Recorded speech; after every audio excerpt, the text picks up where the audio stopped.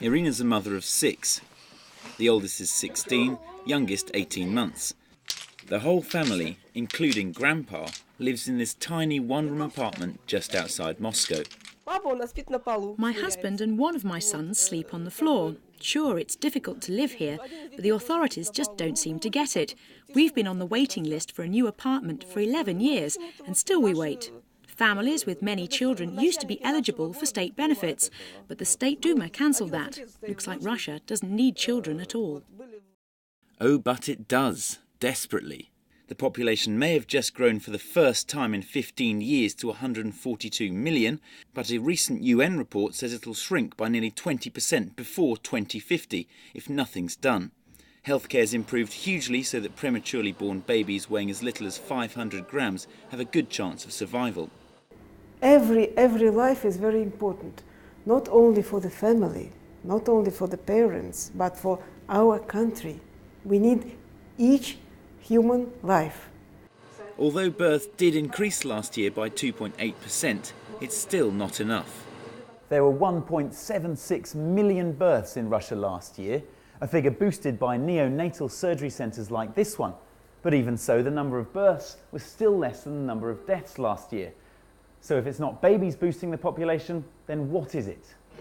The answer? Immigration. Russia's home to 12 million immigrants, making it the second largest migrant destination in the world after America.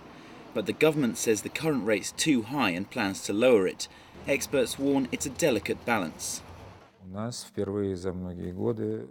Russia needs migration, but public opinion here is generally quite negative towards migrants, as they tend to fill the lower layers of the social strata.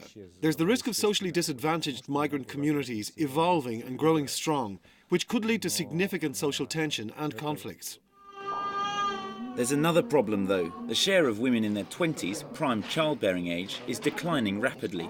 The government expects it could be halved to just 4.8% by 2020. What's more, abortion rates are sky high. For every 100 births in 2008, there were 72 abortions. We've employed psychological consultants at prenatal clinics to persuade a woman to carry her baby.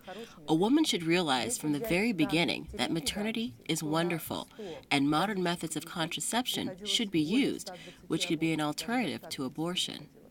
To tackle the problem, back in 2006, then-President Putin introduced financial incentives of over $10,000 for women who mother more than one child. But Irina thinks it's not incentive enough for most young women to swap career for kids.